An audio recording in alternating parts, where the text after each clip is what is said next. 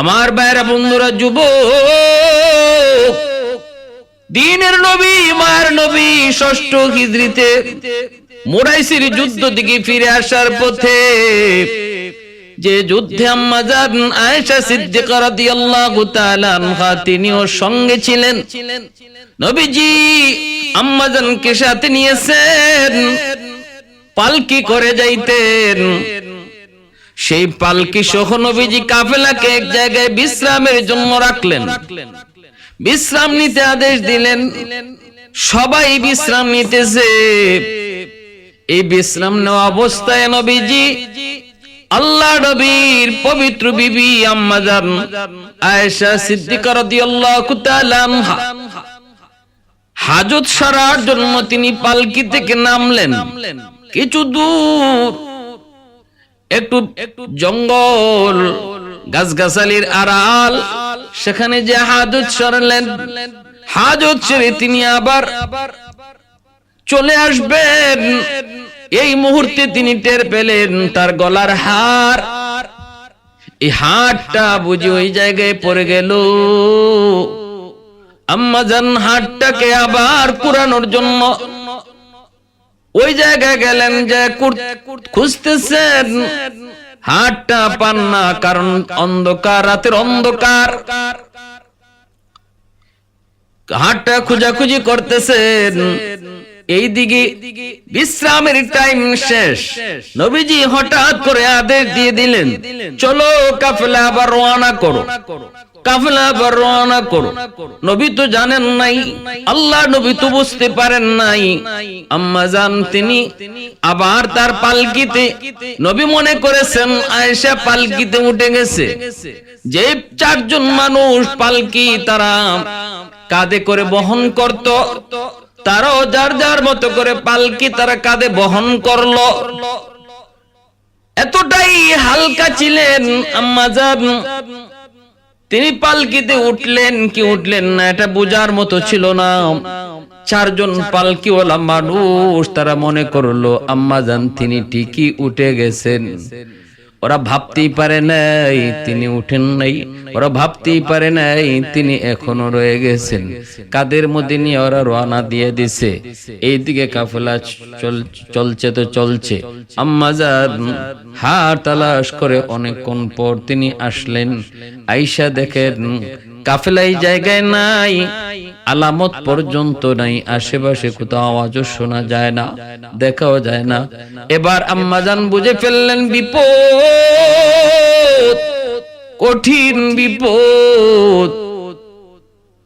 নবীজি মনে করেছেন আমি পালকিতে উঠে গেছি, আর পালকিওয়ালারাও বুঝতে পারে নাই, মনে করেছে আমি পালকিতে উঠে গেছি, হাজত ছেড়ে আমি পালকিতে বসে পড়েছি, বুঝে নাই। হায় হায়, এখন কি করব? ওই মুহূর্তে আম্মা জান কতটা বুদ্ধিমতী, ধৈর্যের পরিচয় দিলেন। হায় হুতাশ না করে, এদিক সেদিক দৌড়াদৌড়ি না করে, আওয়াজ না করে, যে জায়গায় তিনি হারাইলেন ওখানেই তিনি বসে পড়লেন। আর মনে মনে ভাবলেন নবীজি মদিনায় গেলে পরে অথবা কোথাও কোনো এক জায়গায় আমাকে খুঁজতে গিয়ে যখন দেখবেন আমি পালকিতে নাই, অবশ্যই এই জায়গা পর্যন্ত তিনি আসবেন, কারণ এখানে কাফেলা বিশ্রাম নিয়েছে, এই বিশ্রামের জায়গা পর্যন্ত তিনি অবশ্যই আসবেন। অতএব ডানে বামে সামনে পিছনে কোথাও দৌড়ায় কোনো লাভ নাই, বরং বিপদ আরো বাড়বে। তিনি ওই জায়গাটাতেই একটা গাছের সাথে হেলান দিয়ে তিনি বসে পড়লেন আর আল্লাহর কাছে সাহায্য চাইতেছেন, বিপদ থেকে উদ্ধারের জন্য দোয়া করেন। লা হাওলা ওয়ালা কুওয়াতা ইল্লা বিল্লাহ। আল্লাহ পাকের কাছে দোয়া করেন, আল্লাহর কাছে কাঁদেন। বিপদ থেকে উদ্ধার করার মালিক কে? একমাত্র আল্লাহ। বিপদ দেয় কে? আল্লাহ। বিপদ থেকে উদ্ধার করে কে? একমাত্র আল্লাহ। মুশকিল কুশা কোনো পীর নয়, মুশকিল কুশা কোনো দরবার নয়, মুশকিল কুশা না না মানুষ কোনদিন বিপদ থেকে উদ্ধার করতে হতে পারে না রে যুবক। উদ্ধারকারী একমাত্র আল্লাহ, এর নাম হলো ঈমান। এর নাম লা ইলাহা ইল্লা আনতা সুবহানাকা ইন্নী কুনতু মিনাজ জালিমিন।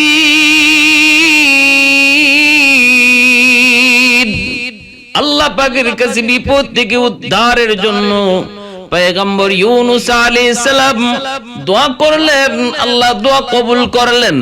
এজন্যই বিপদের সময় ধৈর্য হারা হতে নাই, বিপদের সময় হায় হুতাশ করতে নাই, বরং বিপদের সময় যারা সবর করবে, ঠান্ডা মাথায় যারা চিন্তা করবে, পেরেশান না হয়ে যখন সে আল্লাহর কাছে চাইবে, ধৈর্য ধরবে, আল্লাহ তাকে বিপদ থেকে উদ্ধার করবে।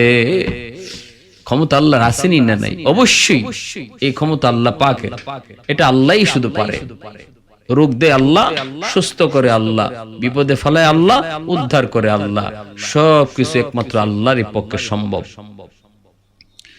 ঘটনা যেমন তিনি ভাবলেন এমনই হলো। আর আমরা হইলে, আমাদের মতো হইলে, আমাদের সমাজের নারী হইলে কি করত? চিল্লা চিল্লি করত, হাই হুতাশ করত, ডানে বামে দৌড়াইতো।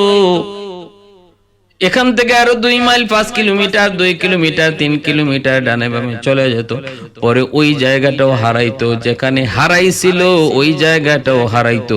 অতএব যেখানে তুমি হারাও এখানেই খুঁজো, তবেই তুমি হারানো জিনিস পাবা। এটাই হলো রুল, এটাই হলো নিয়ম। আল্লাহর নবী, রহমতের নবী মদিনায় চলে যাওয়ার পর নবীজি এবার হঠাৎ করে আয়েশা আম্মা জান আয়েশা সিদ্দিকা রাদিয়াল্লাহু তাআলা আনহা, ওনার যে পালকি, এই পালকিতে আম্মা জান নাই।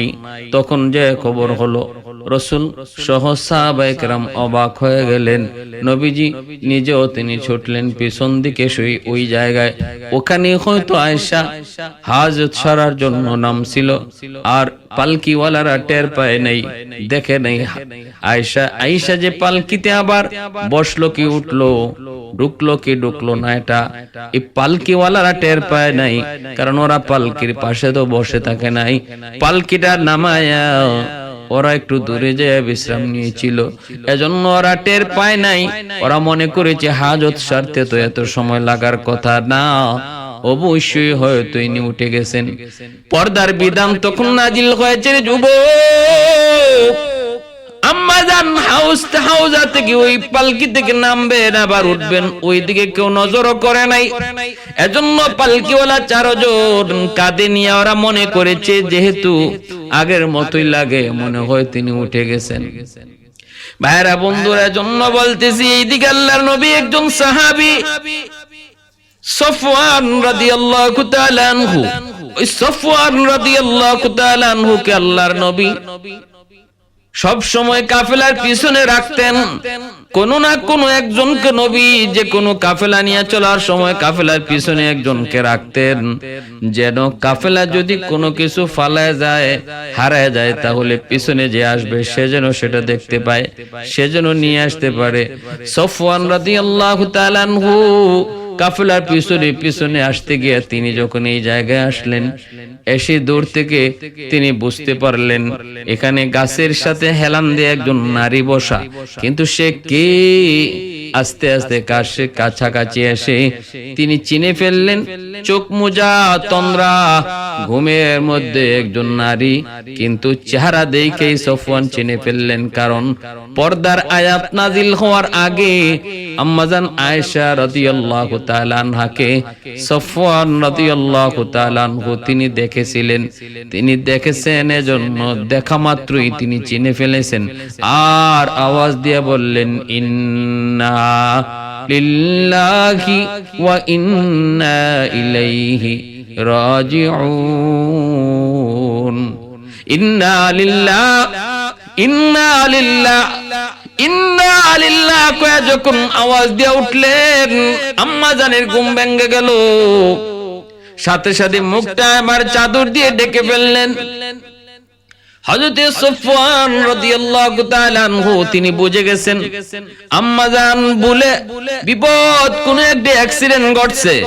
আম্মাজান তিনি হয়তো এখানে নামছেন, নবী টের পান নাই, নবী বুঝতে পারেন নাই, কাফেলা নিয়ে চলে গেছেন, আর আম্মাজান রয়ে গেছেন। এমন কোন না কোন একটা বিপদ হবে, নবী জানেন না, নবী হয়তো বুঝতে পারেন নাই, জানেন নাই। অতএব কোন প্রশ্নই আর করলেন না। একটা কথাই শুধু ওই জায়গায় আওয়াজ হয়েছে রে যুবক, একটা আওয়াজ। সে আওয়াজটা হলো ইন্না লিল্লাহি ওয়া ইন্না ইলাইহি রাজিউন। দ্বিতীয় কোনো আওয়াজ হয় নাই, দ্বিতীয় কোনো কথাই হয় নাই। কেন এখানে আপনি বসা, কি হয়েছে, কেমনে আপনি পিছনে পড়ে গেলেন, এমন কোন কথাই সাফওয়ান রাদিয়াল্লাহু তাআলা আনহু আম্মাজানকে প্রশ্ন করেন নাই, আম্মাজানও কোনো জবাব দেন নাই। সাথে সাথে মুখটা তিনি কাপড় দিয়ে ঢাকলেন। আর হযরত সাফওয়ান রাদিয়াল্লাহু তাআলা আনহু নিজের ঘোড়াটা পাশে নিয়ে তিনি এই নিজের উটটারে এভাবে বসায় দিলেন। আম্মাজান বলেন, সাফওয়ান উটটা বসানোর সময় নিজে অনেক দূর ছিল, আমি উটের পিঠে বসলাম। সাফওয়ান আমি উটের পিঠে পিছনে, উটের পিঠে যখন বসবো তখনও আমাকে কি দেখে নাই, আমার সাথে কথাও বলে নাই, এদিকে তাকায়ও নাই। কাছাকাছি আইনা উটটারে আস্তে করে বসায় দিল আমার পাশে, এই কথাও বলে নাই আপনি উটের পিঠে উঠেন, তাকায় নাই, বলে নাই আমি উটের পিঠে উঠলাম। সাফওয়ান অন্যদিকে তাকাইয়া আবার আমাকে বলল, আম্মাজান আপনি উটের পিঠে বসছেননি? আমি বলছি হ্যাঁ বসছি। তখন তিনি উটটারে উঠাইলেন, এরপরে উটের লাগাম নিয়ে তিনি মদিনার দিকে রওনা দিলেন। মদিনায় পৌঁছে গেলেন। আল্লাহ নবী রহমতের নবী বুঝলেন আয়েশা ভুলে ভুলে এমন হয়েছে, হাউজওয়ালারা ওই পালকিওয়ালারাও টের পায় নাই। এটা একটা ভুল ছিল, এটা একটা ভুল। কিন্তু ঘটনা এখানেই শেষ হয় নাই, এখানেই শেষ হয়ে যাওয়ার কথা ছিল, হয় নাই। বরং মদিনার মুনাফিকের সরদার আব্দুল্লাহ বিন উবাই এবং তার দলের লোক মুনাফিকরা এই বিষয়টাকে নিয়ে অত্যন্ত ঘোলা করতে লাগলো, আম্মাজানের চারিত্রিক দোষ দিতে লাগলো। আম্মাজান এবং হযরত সাফওয়ান রাদিয়াল্লাহু তাআলা আনহু এই দুইজনের ব্যাপারে মদিনায় তারা অপবাদ রটাইতে লাগলো। মুনাফিক সরদার আব্দুল্লাহ বিন উবাই আওয়াজ দিয়ে বলতে লাগলো, আয়েশা সাফওয়ানের সঙ্গে অন্যায় কাজ করেছে। মদিনার অলিগলিতে আওয়াজ রটায় দিল, মন্দ কথা খুব দ্রুত ছড়ে, ভালো কথা কম ছড়ে, কিন্তু মন্দ কথা, খারাপ কথা অল্প সময়ে দ্রুত ছড়ায় যায়। আম্মাজানের চারিত্রিক দোষ, আম্মাজানের চরিত্রের উপরে আঘাত অল্প সময়ের ভিতরে আওয়াজটা রটায় পড়লো। এমনকি এই ঘটনার ভিতরে, এই অপবাদ আর তহমতের ভিতরে তিনজন মুসলমানের নামও ঢুকলো। একজন হলেন হাসান রাদিয়াল্লাহু তাআলা আনহু, আরেকজন হলেন মিস্তা, আরেকজন হলেন হামনা, একজন মহিলা নাম হলো হামনা। এই তিনজন এরা মুনাফিক নন, এরা কিন্তু মুসলমানি। এই তিনজনও তারা এই অপবাদের মধ্যে ঢুকে পড়লেন। এরাও এরকম ভাবে সন্দেহ করতে লাগলো, বলা বলি করতে লাগলো। আয়েশার সাফওয়ান তারা কাফেলার পিছনে রয়ে গেছে, মনে হয় উদ্দেশ্য কইরাই রইছে। আয়েশার চরিত্র ভালো না, নাউজুবিল্লাহি মিন জালিক। এমন ভাবে কথা মদিনার চতুর্দিকে যখন দুশমনেরা রটাইতে লাগলো, নবীজির কানে যখন আওয়াজটা এসে পৌঁছলো, বলেন তো দেখি আমার নবীর কেমন লাগার কথা। আসমান ভেঙ্গে যেন নবীর মাথায় পড়লো। আম্মা জান আয়েশা সিদ্দিকা রাদিয়াল্লাহু তাআলা আনহাকে মায়ার নবী কত ভালোবাসতেন, কত মায়া করতেন, কত মমতা, কত মহব্বত, কত ভালোবাসা। আল্লাহ নবী জানেন আয়েশা জিন্দেগিতে কোনোদিন অন্যায় কাজ করতে পারে না। মায়ার নবী দয়ার নবীর 100 ইয়াকিন। মিস্তাজাম ওই সাফওয়ান যা বলেছে তাই ঠিক, তাই ঠিক। সাফওয়ান যেভাবে পাইছে, যেভাবে পাইছে, আর আয়েশার কেন দেরি হইছে সবকিছু আল্লাহর নবী শুনছেন, আম্মা জানের কাছ থেকে শুনছেন। ঘটনা নবী যা শুনছেন তাই ঠিক, কিন্তু মুনাফিকের দল এই ভালো ঘটনাটাকে, এই ভুলটারে তারা খারাপ দিকে নিয়ে যাচ্ছে। গেছে তো খালি গেছে না, মদিনার অলি গলিতে তারা ওটায় দেয়। আল্লাহর নবীর কানে আসলো, নবীজি এবার কি করবেন? সাহাবায়ে কেরাম তারাও শুনতেছেন, প্রতিবাদ কেমনে করবেন? নবী যদি বলেন এদেরকে ধরে নিয়ে আসো, এদেরকে শাস্তি দাও, কেন এরা আমার ফ্যামিলির উপরে অপবাদ দেয়, কেন আয়েশার উপরে অপবাদ দেয়? পারবেন নবী? নবী তখন যা খুশি তা করতে পারবেন। কিন্তু মুনাফিকের দল, ওরা বলবে মুহাম্মদ তার স্ত্রী হওয়ার কারণে, আয়েশা তার স্ত্রী হওয়ার কারণে কোন ধরনের তদন্ত ছাড়া সে আমাদেরকে দোষী বলল। আমরা দোষী মানুষে আমরা বলি বলাটা আমাদের দোষ, আমরা বলি বলাটা দোষ, যে করে সেটা দোষ না। মুহাম্মদ তদন্ত ছাড়া কেন আমাদেরকে দোষী করলো? শুধুমাত্র তার স্ত্রী আয়েশা তার স্ত্রী হওয়ার কারণে। এই অপবাদ, এই কথাটা যখন সমাজে ছড়াবে, এই কথাটা যেন বলতে না পারে, এজন্য নবীজি কোনো জবাব দিতে পারেন না। চুপচাপ নবীজি নীরব নিস্তব্ধ হয়ে গেলেন। আল্লাহ নবী শুনতেছেন, সাহাবায়ে কেরাম শুনতেছেন, কিন্তু জবাব নাই।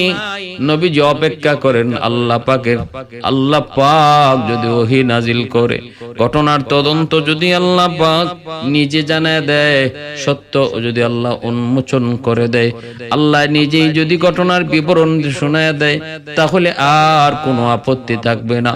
নবীজি এজন্য কোন ধরনের বিচার আচার সালিশ করা ছাড়া আল্লাহ পাকের মুখাপেক্ষী হইলেন আর অপেক্ষায় থাকলেন। ওহী আসবে, আল্লাহ জিব্রাইল পাঠাবেন এবং সঠিকটা মূল ঘটনাটা কি সেটা আল্লাহ পাক নিজে কইবেন। কিন্তু সময় গড়িয়ে যাচ্ছে, আল্লাহ পাকের পক্ষ থেকে ওহী আসে না, জিব্রাইল আমিন আসেন না। জিব্রাইলের অপেক্ষায় মায়ের নবী কিন্তু না, জিব্রাইল তো আসে না। নবীজি নীরব নিস্তব্ধ, আল্লাহ নীরব। নবী নীরব, আল্লাহ নিজেও নীরব। এজন্য মায়ের নবী আরো চিন্তায় পড়ে গেলেন। হায় হায়, আমার আয়েশা তো নির্দোষ, এটা আমি বিশ্বাস করি, আমি মানি, কিন্তু আমার আল্লাহ কেন নীরব? ওহী কেন আসে না?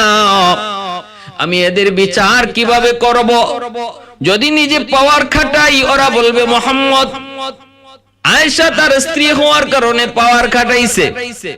নবীজি নীরব নিস্তব্ধ, ওহী আসে না। নবীজি ওহীর অপেক্ষায়। আল্লাহর নবী আম্মা জানের কাছেও যান না। আম্মা জান তিনি মদিনায় আসলেন, স্বাভাবিকভাবেই তিনি চলেন, কিন্তু তিনি কোনো কিছু টের পান না। আম্মা জান আয়েশা সিদ্দিকা, বাহিরে যে তুফান, বদনামের তুফান, অপবাদের তুফান শুরু হয়েছে, আম্মা জানের কোন খবর নাই। কারণ তিনি তো ঘরে থাকেন, ঘরের ভিতরে আওয়াজ আসে নাই, নবীও ঘরে আসেন কম। তবে আম্মা জান এই বাহিরের হালত না জানলো, কিছুটা টের পাইতেছেন নবীজির আচরণে। আল্লাহ নবী কম কম আসেন, কম কম হাসেন, কম কথা বলেন, আগের মতো না। নবীজির চাল চলন আচার আচরণ কথাবার্তার মধ্যে পরিবর্তন আম্মা জান কিছু টের পাইলেন, কিন্তু কেন কি জন্য সেটা আম্মা জান জানেন না, জানার কথাও না। এই অবস্থায় চলছে তো চলছে, এই অবস্থায় দিন যাচ্ছে, এই অবস্থায় দিন যাচ্ছে।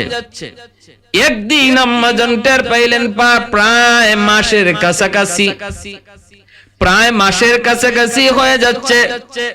আম্মা জান একদিন বুঝে ফেললেন, একদিন তিনি জেনে ফেললেন। কেমনে? কই মিস্তার মা, ওই যে তিনজন, একজন হলেন হাসান, তিনি হলেন কবি, আরেকজন হলেন মিস্তা, আরেকজন হলেন হামনা।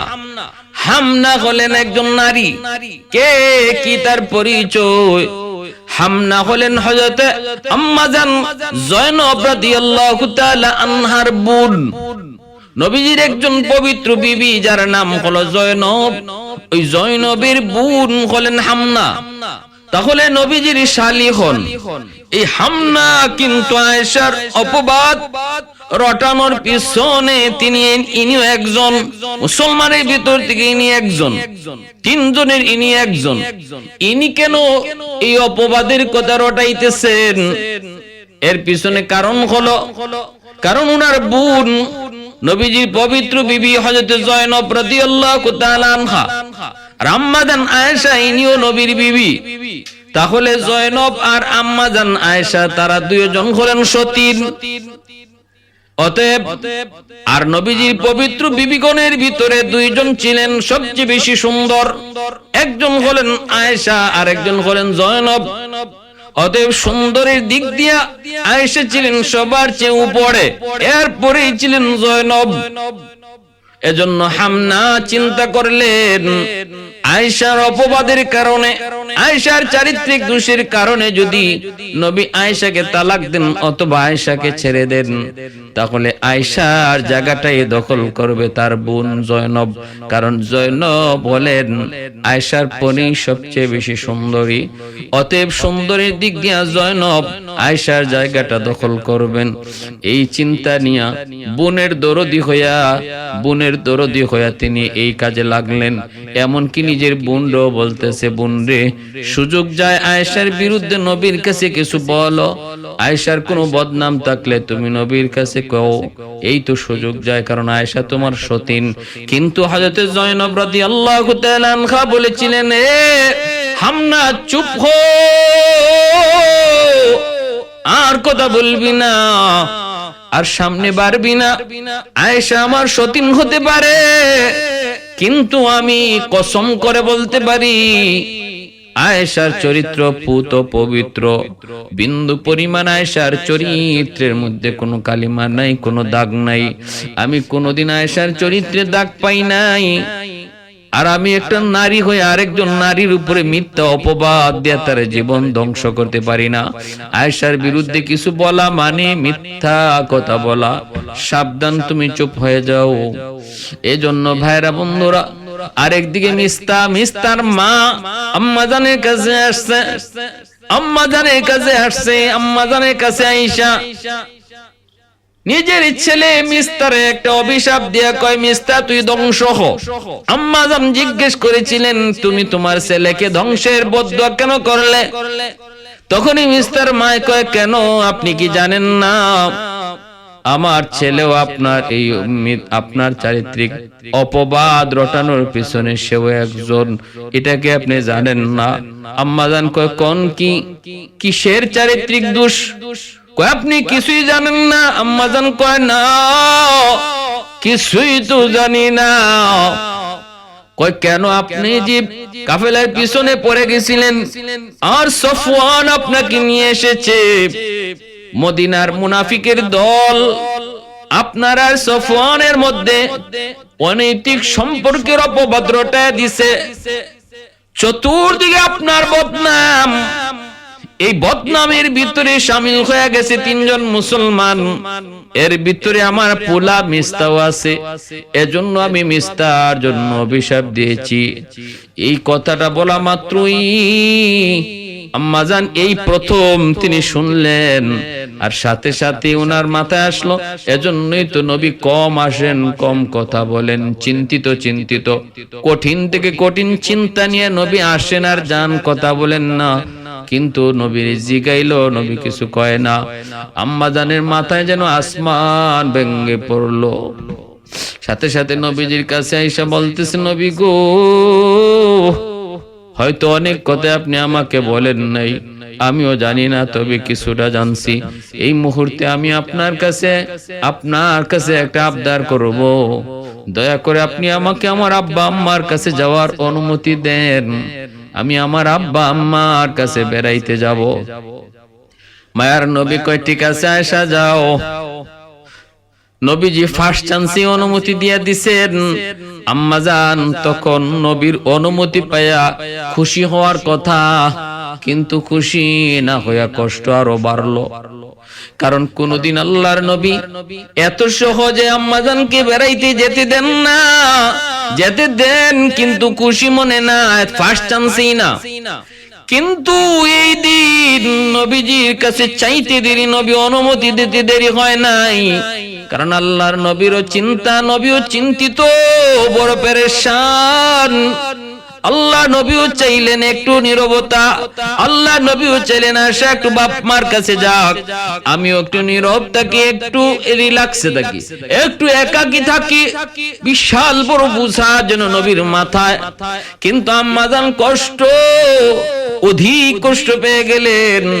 কোনদিন তো নবী আমাকে এইভাবে ফার্স্ট চান্সে অনুমতি দেন না, আজ আমাকে ফার্স্ট চান্সে অনুমতি দিলেন।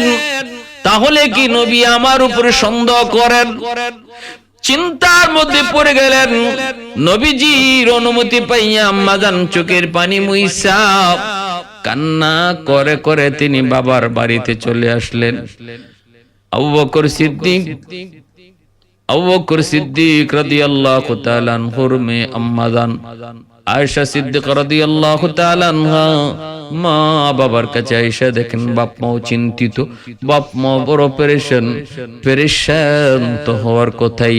মেয়ের ব্যাপারে চতুর্দিকে অপবাদ, মেয়ের ব্যাপারে চতুর্দিকে বদনাম। কেমন করে মা, কেমন করে বাবা ঠিক থাকে?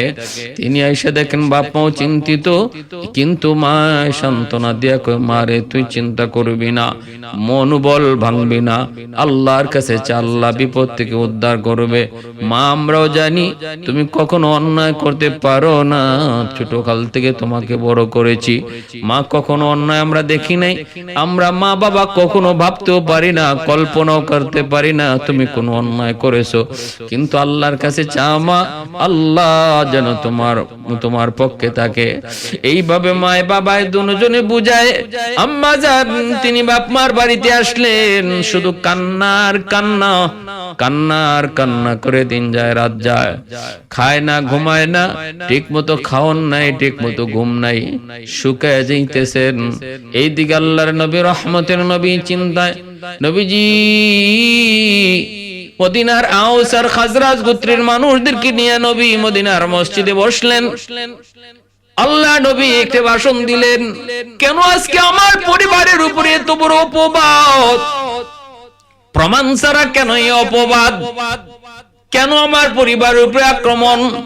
নবীজির কষ্টের কথা যখন মদিনার মসজিদে এলান করলেন, আউস গোত্রের একজন সাহাবী দাঁড়ায় কয়, নবী গো অনুমতি দেন, যেই বেঈমানগুলি এত বড় অপবাদ দেয়, ওই বেঈমান গুলার মাথা আমি কেটে ফেলবো, এদেরকে টুকরা করে ফেলবো, হত্যা করে ফেলবো। অনুমতি যদি দেন বিচার হাতে নিয়ে নিব। সাথে সাথে খাজরাজ গোত্রের আরেকজন দাঁড়ায় বলতেছে, অসম্ভব, তোমার কথা হয় নাই, কারণ খাজরাজ গোত্রের মানুষই বেশি যারা আম্মাজান আয়েশার বিপক্ষে অবস্থান নিয়েছে, অপবাদ রটাইতেছে। এমনকি ওই মুনাফিক সরদার আব্দুল্লাহ বিন উবাই সেও খাজরাজ গোত্রের একজন নেতা। এজন্য খাজরাজ গোত্রের মানুষ আউস গোত্রের ওই সাহাবীর বিরুদ্ধে তারা দাঁড়ায় গেল। নবীজির সাথে সাথে দুনো পক্ষকে শান্ত করলেন, আল্লাহ নবী শান্ত করলেন। এরপরে নবীজি চিন্তা আরো বেড়ে গেল, পক্ষ দুইটা হয়ে গেল, আউস আর খাজরাজ। মনে হচ্ছে যেন এই ঘটনাকে কেন্দ্র করে মদিনায় কোনো অঘটন ঘটে যাবে। কেউ নবীর পক্ষ নিল, কেউ নবীর বিপক্ষ নিল। এই অবস্থায় দেখা যায় আল্লাহর নবী চিন্তায়। সাহাবায়ে কেরাম আবু বকর সিদ্দিক নয়, হযরত ওমরকে জিজ্ঞেস করে নবীজি, আল্লাহ নবী ওমরকে জিজ্ঞাসা, ওমর আমার আয়েশার ব্যাপারে তুমি কও। ওমর বলে, নবী গো খোদার কসম, আয়েশা পুত পবিত্র, আয়েশার কোনো বিন্দু পরিমাণ অপবাদ হইতেই পারে না, আয়েশার বিরুদ্ধে কোনো অপবাদ দেওয়া ঠিকই না, কারণ আয়েশা পুত পবিত্র, ভালো করে চিনি। আবু বকর সিদ্দিক রাদিয়াল্লাহু তাআলা আনহুর মেয়ে হযরত আম্মাজান আয়েশা সিদ্দিকা আর হযরত ওমর রাদিয়াল্লাহু তাআলা আনহুর মেয়ে হযরত হাফসা রাদিয়াল্লাহু তাআলা আনহা, তিনিও নবীজির মেয়ে। অতএব আয়েশা আর হাফসা তারা দুইজন সতীন। এই হিসাবে পক্ষ নিয়ে তিনি আয়েশার বিরুদ্ধে বলতে পারতেন। সাহাবায়ে কেরাম এমন নন। সাহাবায়ে কেরাম কখনো নিজে স্বার্থকে বড় করতেন না। মিথ্যা অপবাদ সাহাবায়ে কেরামের সম্মান না। জিন্দিগিতে জীবন গেল, দুশ্মন হলো, দুশ্মনের উপরে কোনো মিথ্যা অপবাদ দিতেন না। ভাইরা বন্ধুরে জন্য বলতেছি, যুবক আবু বকর সিদ্দিক রাদিয়াল্লাহু তাআলা আনহু তিনি তো চিন্তায় চিন্তিত। নবীজি হযরত ওমর রিজিগান, উসমান কয় আয়েশা ভালো, উমর কয় আয়েশা ভালো, আলী কয় আয়েশা ভালো, আয়েশার চরিত্রে কোনো দাগ নাই, পুত পবিত্র। তবে নবী গো, আমি একটা কথা আপনারে বলি, আয়েশার পার্সোনাল সেক্রেটারি যে আছে, ঘরের ভিতরে যে খাদেম আছে, সেই খাদেম ওই মহিলাকে জিজ্ঞেস করেন, মনে হয় সে ভালো জানবে। নবীজি আম্মাজান আয়েশা সিদ্দিকার খাদেমাকে জিজ্ঞেস করলেন, তুমি তো ঘরে থাকো, আয়েশাকে তুমি বেশি দেখো, তুমি কও আয়েশার চরিত্র কেমন? তখন ওই খাদেমা কয়, নবী গো, খোদার কসম, আমি কোনোদিন খারাপ কিছু দেখি নাই, আয়েশার চরিত্র পুত পবিত্র ভালো। নবীজি সতীনদেরকে ডাকলেন, আল্লাহর নবীর সতীনেরা, আম্মাজানের সতীনেরা, তারাও নবীর আয়েশার চরিত্রের ব্যাপারে তারা সুন্দর সার্টিফিকেট দিলেন। কেউ একটু অ্যাঙ্গেলও বলে নাই আয়েশার চরিত্র ভালো না। ভাইরা বন্ধুরা, এজন্য বলতেছিলাম, আল্লাহর নবী, রহমতের নবী আসলেন আবু বকর সিদ্দিকের বাড়িতে। নবীজি আসলেন, চিন্তিত, 1 মাস পার হয়ে যায়, এখন ওহী আসে না। আল্লাহ নীরব, আল্লাহ পাক কেন নীরব আল্লাহর নবী সেটা বুঝে আসে না। এত মায়ার বিবি আয়েশা, এত জ্ঞানী, এত গুণী, নবীর প্রতি তার মহব্বত এত বেশি। জল চকি দিলেন নবীকে ওযু করার জন্য। আল্লাহ নবী জল চকিতে বসলেন, আম্মা জানের পায়ের আঙ্গুল জল চকির পায়ের নিচে পড়ে গেল। নবীজি জল চকিতে বসে পড়লেন, আম্মা জান আঙ্গুলটা সরাইতে পারলেন না, সাথে সাথে আঙ্গুল থেতলে গেল, ওযুর পানিতে রক্ত যায়। নবীজি বলতেছেন, আয়েশা রক্ত কোত্থেকে? আম্মা জান তখনও কিছু কয় না। মায়ার নবী তাকায় দেখেন আম্মা জানের আঙ্গুল থেতলে গেল, রক্ত যাইতেছে। নবীজি সাথে সাথে উঠলেন, উঠতে তিনি জল চকিরা সরাইলেন। নবী বার অবাক হয়ে বলতেছেন, আয়েশা এত বড় কষ্টটা কেমনে করলে গো? কেন তুমি বললে না নবী গো?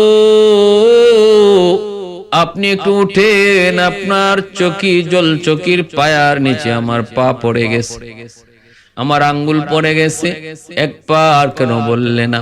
বললে তো এত বড় ব্যথা পাইতে না। আম্মা জান তখন চোখের পানি মুইসা কই, নবী গো, আমার পায়ের আঙ্গুল পড়ছে তো কি, এটা তো হালকা, এতটা তো ছাতা, এটা তো ছোট। কলিজায়, আমার কলিজায় যদি আমার কলিজাটাও যদি পড়তো, আমার কলিজার উপরে যদি আপনার জল চকিটা পড়তো, আর আপনি সেই চকিতে বসে পড়তেন, আমি আয়েশা কলিজা ছিদ্র হয়ে রক্ত বের হতো, তবু আপনাকে উঠেন গো নবী এই কথা বইলা কষ্ট দিতাম না। উঠেন গো নবী, উঠেন এই বইলা আপনারে একটু কষ্ট দিতাম না।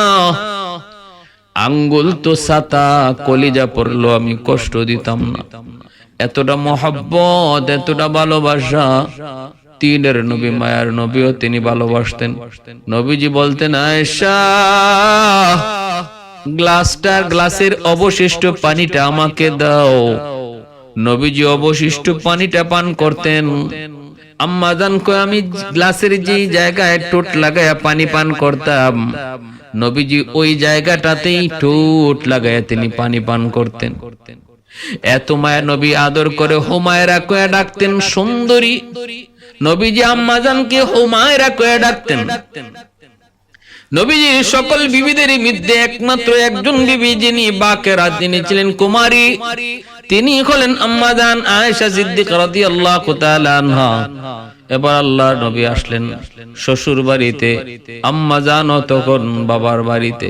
নবীজি আসলেন, সবাই চিন্তিত।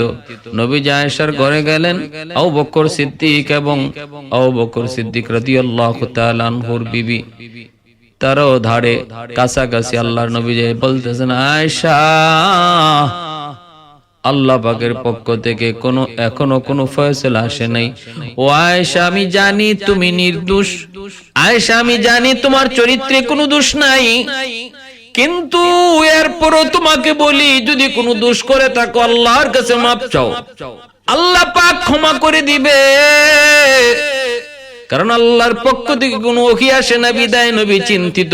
নবী কয়, আয়েশা যদি কোনো অন্যায় হয়ে থাকে আল্লাহর কাছে মাপ চাও, আল্লাহ পাক রব্বুল আলামিন গাফির, আল্লাহ পাক রব্বুল আলামিন গাফুর, আল্লাহ পাকের উপাধি গফফার, আল্লাহ পাক মুহূর্তের ভিতরে গুনাহ মাফ করে দেয়। অতএব আয়েশা, যদি কোনো অন্যায় হয়ে থাকে তুমি আল্লাহর কাছে ক্ষমা চাও। এই কথাটা বলা মাত্রই কথা শেষ হতে পারে নাই, আম্মা জানের মাথা যেন আসমান পুরাটাই ভেঙে পড়লো। রাসূল বললেন কি, এই কথার দ্বারা বোঝা যায় আল্লাহ নবীও কিছুটা সন্দেহ করেন আমি অন্যায় করেছি কিনা। হায় হায়, একজন সতীসাধ্বী নারী যখন তার স্বামী তার চারিত্রিক সন্দেহ করে, চারিত্রিক দোষ নিয়ে কোনো অপবাদ দেয়, পৃথিবীতে একজন সতীসাধ্বী নারী, এই নারীর সবচেয়ে বড় কষ্ট হলো এই অপবাদ। যখন সে কোনো অন্যায় করে না, ওই অন্যায়ের মধ্যে তারে অন্যায়কারী হিসেবে বলা হয়। যেই নারীর চরিত্র ভালো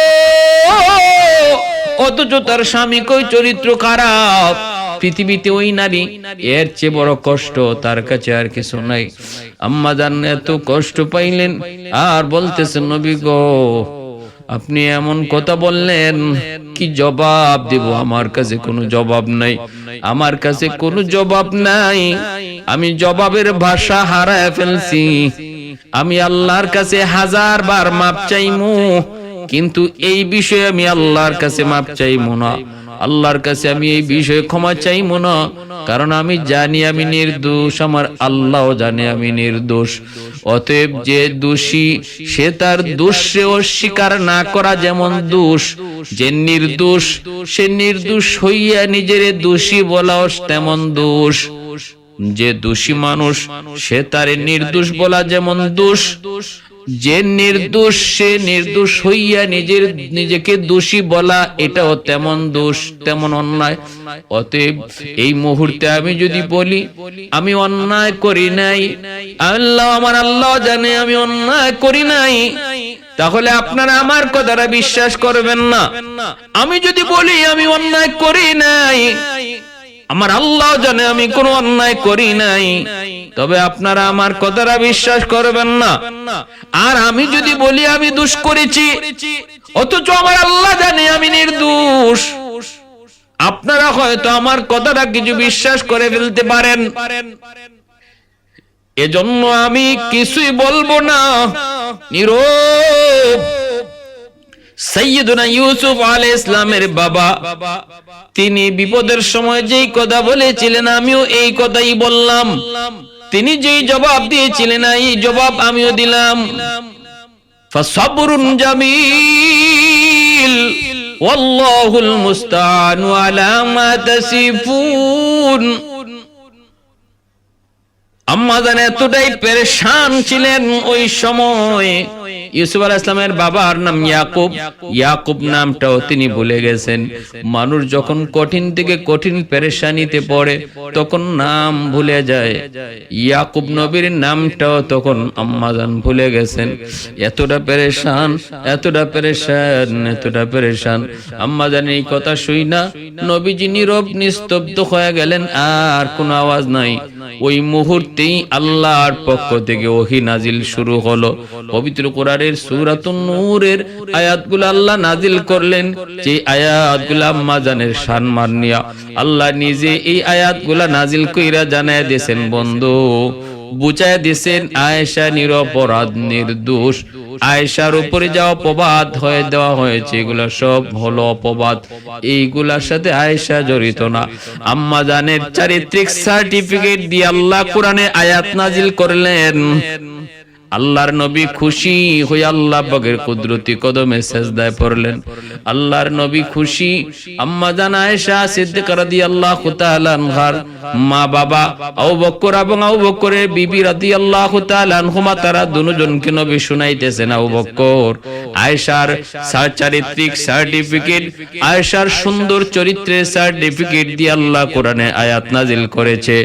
এই কথাটা যখন আবু বকর সিদ্দিককে শুনাইলেন, আবু বকর সিদ্দিকের বিবিকে শুনাইলেন, তারা দুজন দৌড় দিয়া আম্মা জানের কাছে গেলেন। যাইয়া আবু বকর সিদ্দিক রাদিয়াল্লাহু তাআলা আনহুর বিবি সাহেব যায়া বলতেছে, আয়েশা এই মুহূর্তে তোমার পবিত্রতা বর্ণনা করে আল্লাহ পাক কোরআনে আয়াত নাজিল করেছে, যাও যায় তুমি নবীর শুকরিয়া আদায় করো, আল্লাহর নবীর কাছে যাও। আম্মা জান এই কথা শুনে আল্লাহর কুদরতি কদমে সেজদায় পড়ে শুকরিয়া আদায় করে। কিন্তু তখন তিনি বলেন, না আমি কেন নবীর শুকরিয়া আদায় করব? আমার পবিত্রতা যিনি ঘোষণা করেছেন আমি তার শুকরিয়া আদায় করে নিছি। ওই মনের ভিতরে যে অভিমান, আমার নবী কেন এটা সন্দেহ করলেন, নবী সন্দেহ করলেন কেন আম্মা জান সেটা সইতে পারেন নাই।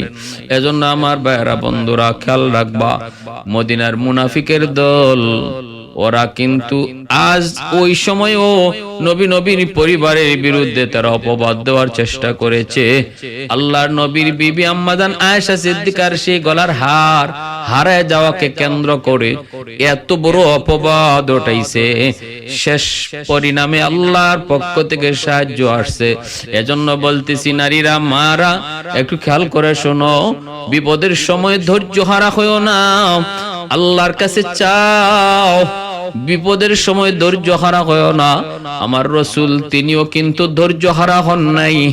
আমার রাসূল আমার আপনার নবী ধৈর্য হারা হইয়া আম্মা জানের সাথে সম্পর্ক কাটাপ করেন নাই, বরং তিনি অপেক্ষা করেছেন, সবর করেছেন। অথচ হিন্দু ধর্মের পণ্ডিত রামকৃষ্ণ, তার বউয়ের নাম সীতা, এই সীতার চারিত্রিক দোষ দেওয়ার পর রামকৃষ্ণ সীতাকে বিসর্জন দিয়েছিল। পরবর্তীতে জানা যায় সেটা অপবাদ, এটা মিথ্যা, কিন্তু বিসর্জন তো দিয়া দিছে। হিন্দু ধর্মের মধ্যে সেই ঘটনা উল্লেখ আছে। আমার আপনার নবী কিন্তু এই অপবাদ শোনার পরই আম্মা জানকে বিসর্জন দেন নাই, অপেক্ষা করেছেন, আল্লাহর ধৈর্য ধরেছেন, ফল পেয়েছেন। আর আম্মা জান তিনিও কোনো খারাপ সিদ্ধান্তে যান নাই। বর্তমান যুগের নারীরা এমন কোন বিপদ আপদে পড়লে সাথে সাথে গলায় রশি দিতে চায়, ফাঁসি দিতে চায়, বিষ খাইতে চায়, সুসাইড করতে চায়। না না, সাবধান, বিপদ আসবে, বিপদ কাটবে। মেঘ দেখে করিস না ভয়, আড়ালে তোর সূর্য হাসে। বিপদ আসবে, বিপদ কাটবে, কে কাটাবে? আল্লাহ কাটাবে। এজন্য সাহায্য চাও আল্লাহর কাছে, সবর, চোখের পানি ফলে কান্দো। অচিরে আল্লাহ পাক রব্বুল আলামিন মেঘ দূর কইরা মেঘের ভিতর থেকে সূর্য উঠায় দিবে। যেমনটা আম্মা জান ধৈর্য ধরেছেন, আল্লাহর কাছে কাঁদছেন, পরিণামে আল্লাহ পাক আম্মা জানের পক্ষে পবিত্রতা ঘোষণা কইরা পবিত্র কোরআনের সূরাতুন নূরে আয়াত আল্লাহ নাজিল করে দিছে। তাহলে আমরা জানলাম যে বিপদ আপদে অধৈর্য হওয়া যাবে না, ধৈর্য ধরতে হবে আর সাহায্য চাইতে হবে কার কাছে? আল্লাহর কাছে।